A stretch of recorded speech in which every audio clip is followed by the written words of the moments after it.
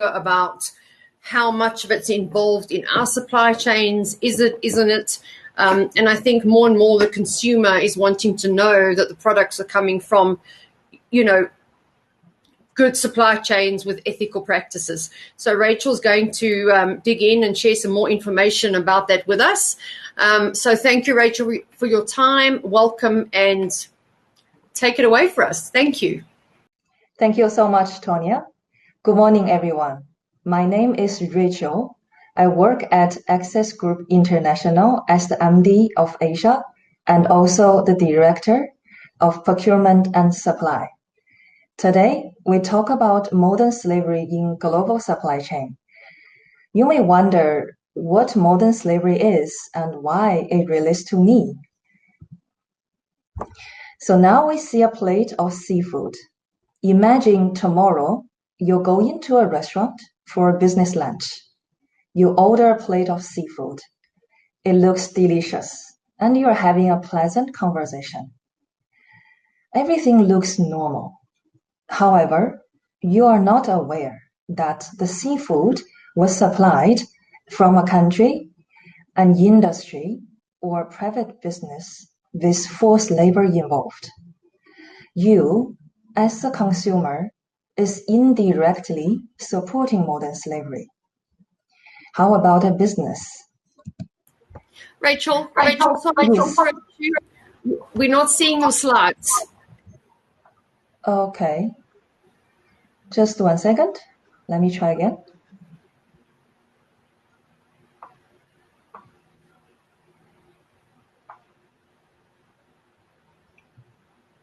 Are you able to see it now?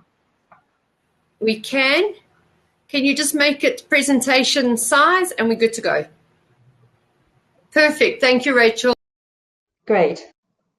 So now move to business. Imagine that you just send off a PO for a strategic raw material based on 2021 budget for your business. You secured it and you procured it in order to ensure production. However, you are not aware that these strategic raw materials were supplied from a country or a workshop that provides terrible working conditions to its people. As a business, you indirectly support modern slavery. I first engaged with modern slavery many years ago when I was a project manager doing global procurement on a daily basis. One day, I received a phone call from a global leading airlines. What happened was the CEO woke up one day seeing their brand and their company on the front page of a local newspapers. A prisoner who was released revealed to the media that during his prison time, he was a forced labor to manufacture headsets for these global leading airlines. And of course, the media made a big hoo-ha out of it, and they shocked the stock price of that global leading airlines. And then we were immediately requested to conduct CSR and modern slavery audits on the ground in multiple Asian countries for this airline. I was pretty shocked by what I saw. And for the first time, I personally realized how terrible modern slavery could be. And throughout my time at Access Group International, especially via procurement and supply, during different solutions that we provide, we also touch on modern slavery audits. And that's why today I'm here to share some insights and experience that we have gathered on the ground. So today's session will be simply divided into 3 parts. First, what is modern slavery? Secondly, how close it is to you and your business. And lastly, but most important, how to tackle it in your global supply chain in a practical way. Modern slavery has been a topic in global supply chains or in local supply chains. It has been evolved together with the economy in the past decades. And it can be in so many different formats and be categorized by so many different ways.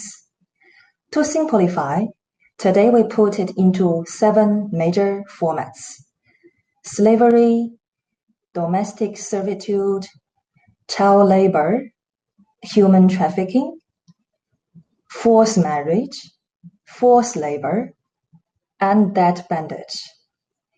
They explain themselves, but may sound quite remote from where you are. You may think, as many people, in stereotype, modern slavery only exists in developing countries or remote regions. That is not the truth. Modern slavery exists in most countries. If we look at this map, it covers almost all continents. The numbers there refer to the population in each continent that are impacted by modern slavery. Yes, regions like Asia or Eastern Europe are heavily impacted. But even developed world like North America or even Australia also are exposed to modern slavery risks. And if we dig in a bit and look at where modern slavery sits in terms of industries or value chains, we find that it is also quite a widespread. But usually it focuses on primary industries in which labor is intensive and also less value added. For example, in agriculture, coffee, sugar, tobacco, and in mining, various ores, gold, cobalt, gems, and it can also be less industrial. For example, textile, construction materials, rubber, and so on and so forth. So it does exist in almost all countries and in almost all industries. And let's take an example or a case studies of how close it could be for you. We did mention the seafood, but it does also exist in garment industry, especially when garment industry involves a very global supply chain. Almost each single step of its value chain can be specialized in different countries, which means from cotton harvesting to yarn spinning and all the way to different steps of processing, especially in Southeast Asia, which has price competitiveness of this industry, thus have modern slavery risks in supply chain. And we have already heard a lot of voices against modern slavery. For example, in developed countries like America, former president, or in well-known world NGOs like UN. However, there are still many voices that are not heard. And as a procurement practitioner ourselves, it is our responsibility, and we are empowered to tackle modern slavery in global supply chains together. Before we can tackle it, let's first see what are the usual causes for modern slavery. It has its traditional causes, but during the past months, especially under COVID-19, we find that modern slavery becomes an increasing risk for many businesses' global supply chain. The usual causes can be lack of awareness, lack of education, lack of proper regulation and corporate policies, and also lack of resources during monitoring of implementation. The recent COVID-19 really did not help. It did force many businesses in many countries fighting for their survival on a daily basis. The rapidly increased unemployment rate and also the uncertainty in employment also forced the workforce more tolerant to accept modern slavery. And of course, businesses are busy recovering, tackling crisis every day. They are often distracted from focusing on tackling modern slavery with sufficient in-house resources. And in recent months, we start to see in Asian countries, in West Coast countries, demand orders are pouring in, since some countries has already passed COVID-19. And that rapidly increased order put a lot of manufacturers under pressure. And therefore, they're adding shifts 24/7 in order to meet a deadline or to meet delivery time. That also make modern slavery more a risk to both businesses as well as its employees. So modern slavery is never new. Why it has been a non-stop topic and so difficult to tackle for businesses?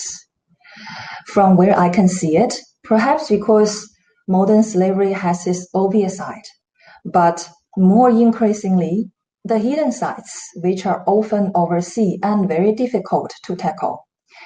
The obvious sides, via paperwork, via data that we can easily collect, one can easily identify, like child labor, human trafficking, traditional slavery, and so on and so forth. The hidden side, however, would appear in different formats in different regions. However, the common format would be in labor contracting, working hours, welfare, and compensation. And the reason it is so difficult for your business or procurement team to tackle is perhaps that we often are lack of supply chain visibility in global supply chains. And we are far away from those regions, so we are less familiar with local culture, awareness, and compliance, especially when the local regulations are changing all the time. And while everyone is busy, we do not have sufficient in-house resources to tackle, and we also don't have all the right skill sets as a combination to tackle. So, to tackle modern slavery, we perhaps would need both internal measures as well as external measures. To start from internal measures, self-assessment is the foundation. We need to look into our code of conducts, either for our suppliers or our in-house procurement resources. And we need to look into our spend, map out the risks, and supply chain visibility. During the process, we also need to involve senior management team within the organization. We need to raise the awareness among senior management team, get their support to push and tackle modern slavery top-down. That's the foundation to identify gaps, collect supports, and then ready for actions. During implementation, to tackle modern slavery, we have to ensure that we have holistic management, especially in terms of resources planning. To tackle modern slavery, we do not merely only require procurement resources or capabilities. It is a very comprehensive topic and therefore require cross-function skill sets to form a combined capabilities, including but not limited to HR, finance, auditing, compliance, procurements, and so on and so forth. When we do identify a gap in our in-house resources, we do need reliable third-party partners to conduct on-site supplier audit, which can also provide us supply chain visibilities. And supplier audit, it is a very useful tool and very practical tool to tackle modern slavery. Of course, we do need online survey, which is still a common format to tackle modern slavery. However, on-site witness, for example, to witness in workshop and also to witness paperwork on site, plus objective interviews using local resources is a very practical way to verify what you see on paper. To go into more details, what could be the steps that we lay out for a business, despite scale and size, to tackle modern slaveries? Step 1, we carry out risk assessment as the foundation to analyze where we are and where the risks are.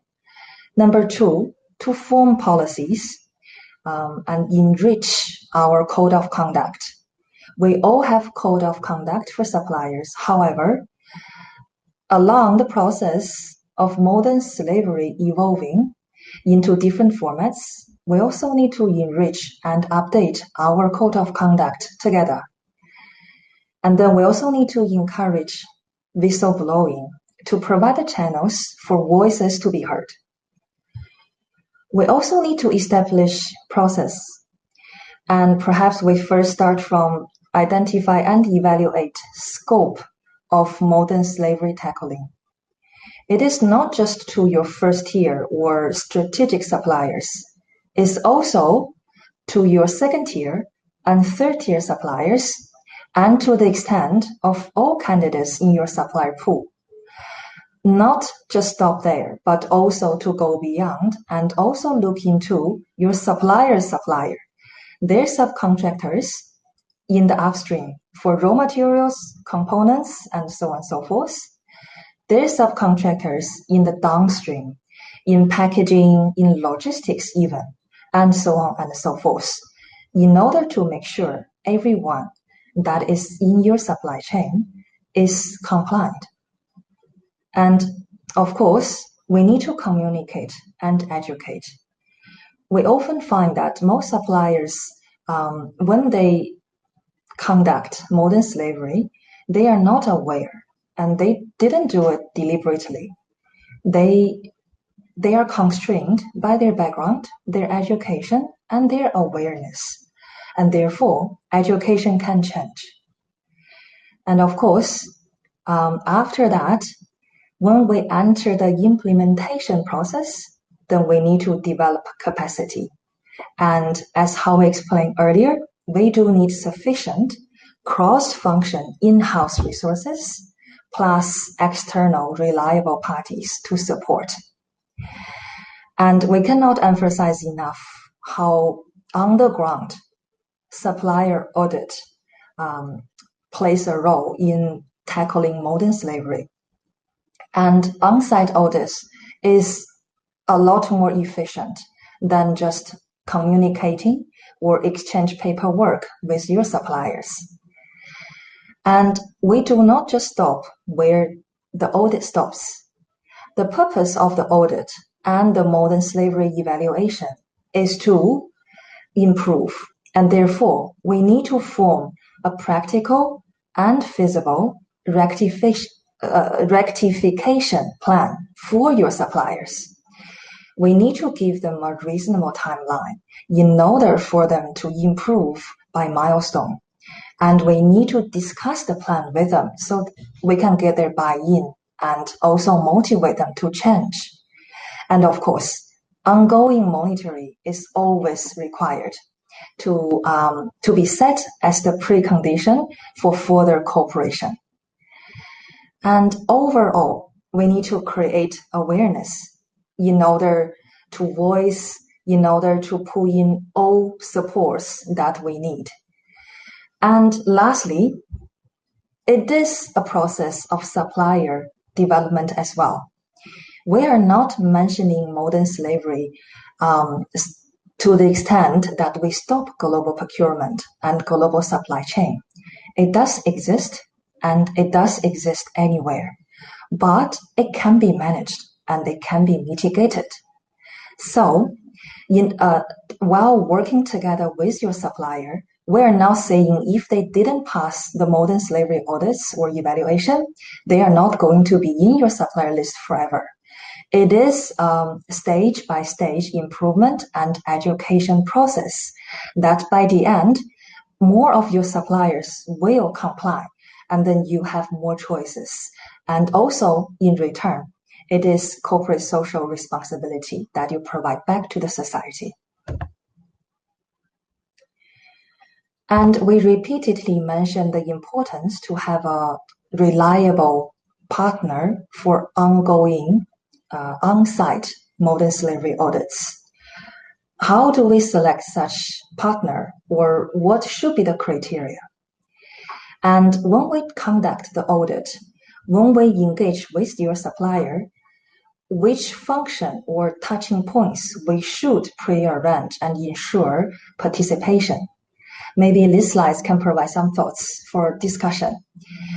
So in terms of the capabilities, we would recommend that this partner should have rich experience, not just in modern slavery in a conceptual level, but also understand procurement and supply chain.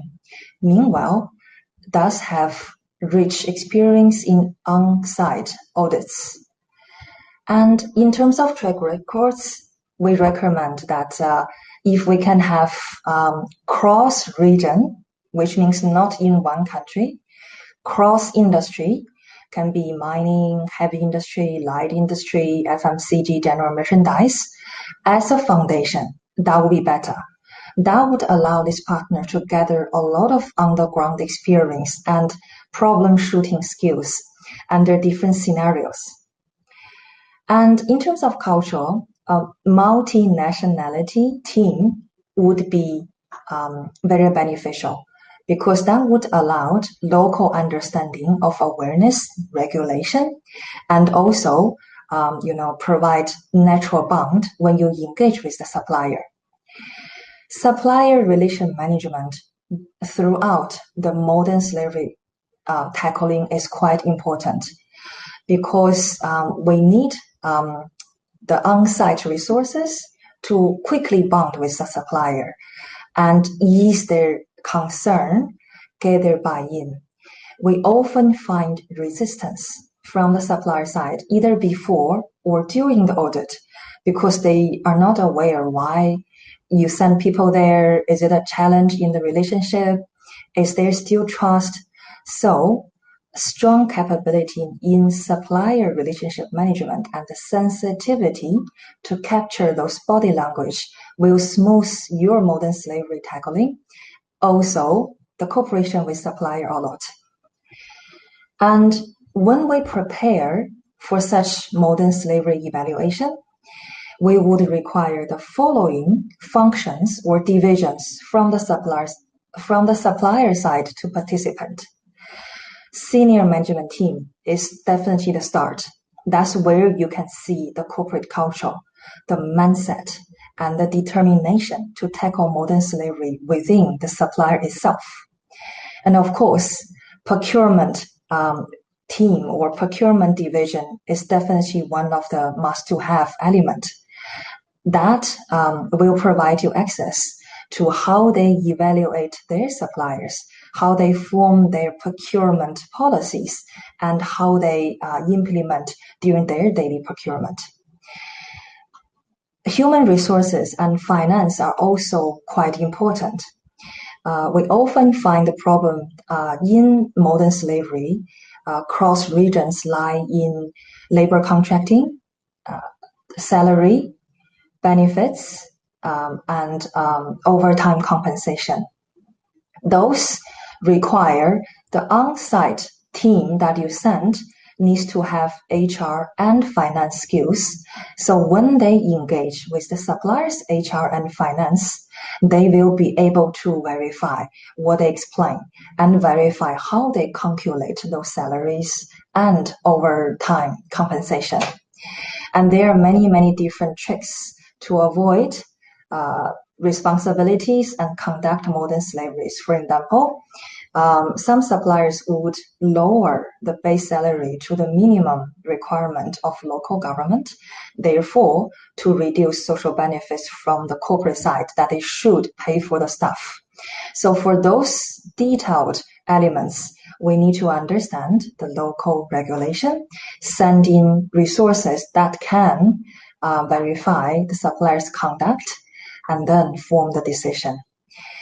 And of course, we also need to have HSE or administration department to involve. That's where you will witness most of the paperwork and understand the work plant, health, safety, and also environment protection. So now we have seen what modern slavery could be, how close it is to you and your business, why modern slavery has been difficult to tackle, and what are the potential practical tools to tackle modern slavery. Now let's move into some cases and see how others do it. So this is a case study to illustrate that a leading global food industry, leader of its own field, experience similar situation as the global airlines that I mentioned earlier.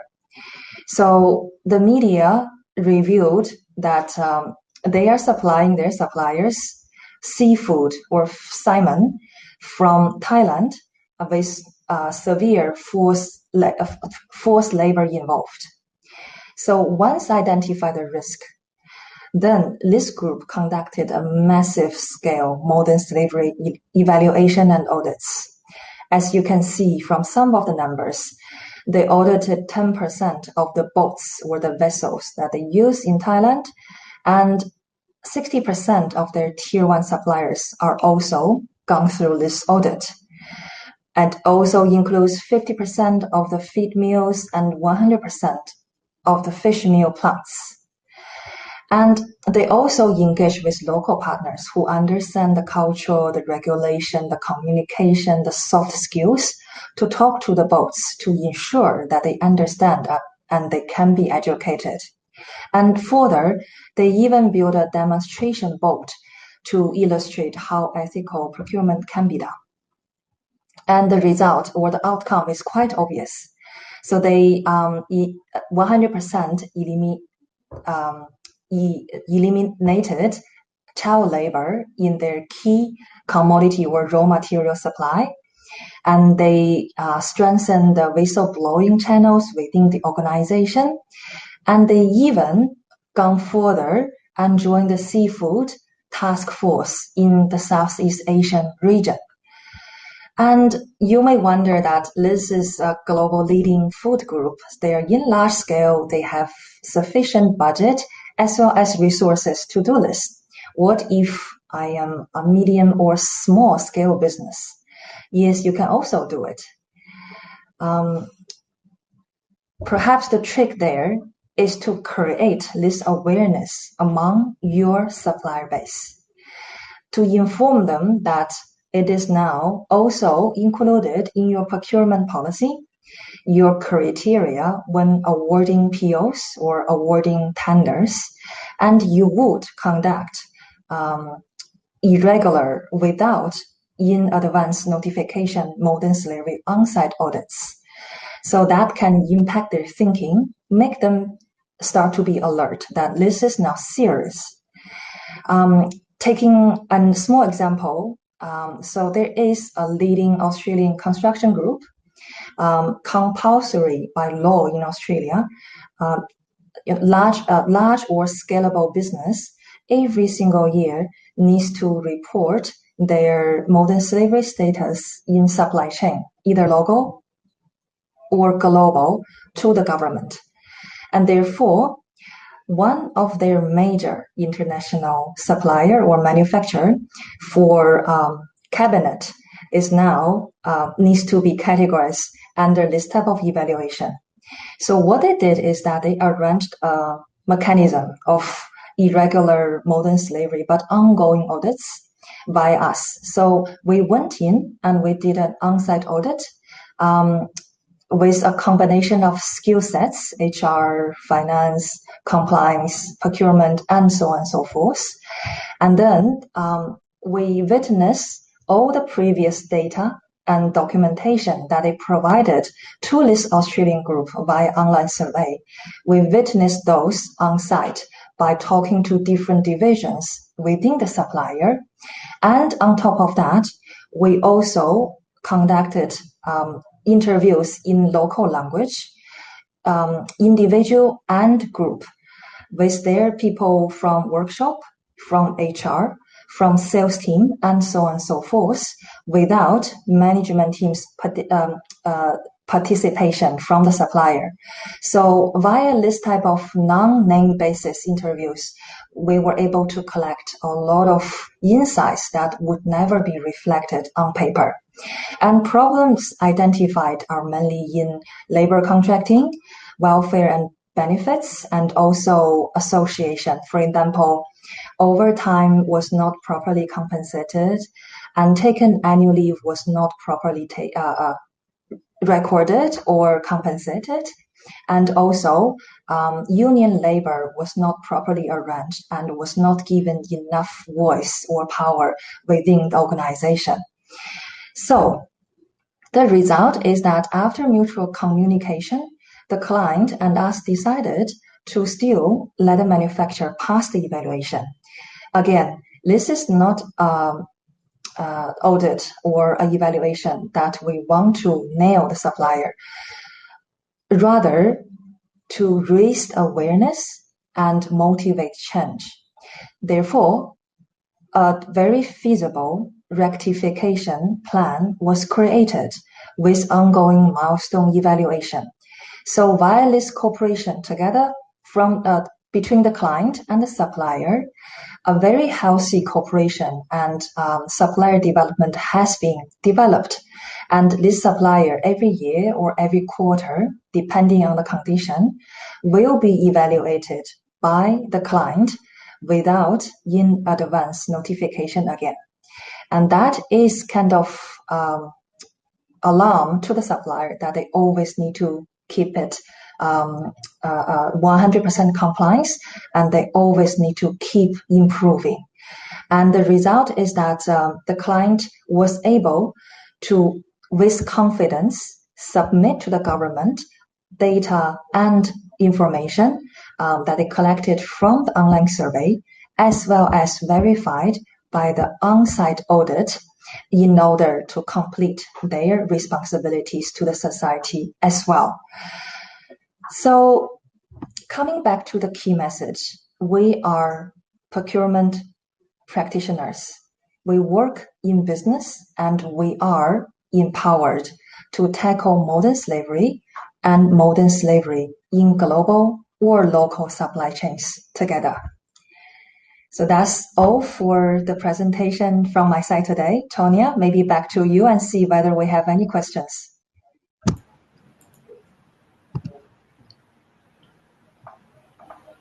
Thank you, Rachel. Can I, by a show of likes, see how many people were aware of the different types of modern slavery and to the extent that it is still valid or is still operating with across the globe, and how many organizations actually have policies in place to support the eradication of modern slavery. So this is a challenge that anybody within supply chain management faces today. You don't want to be caught out using modern slavery or having that involved anywhere in your supply chain. We do have some questions, Rachel. Is there a global or local template of compliant suppliers? If there are regulatory bodies that assess suppliers, this may assist companies.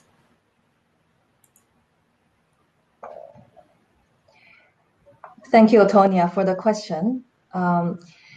I think there is, at high level, a standard template that we can refer to when we form or customize our own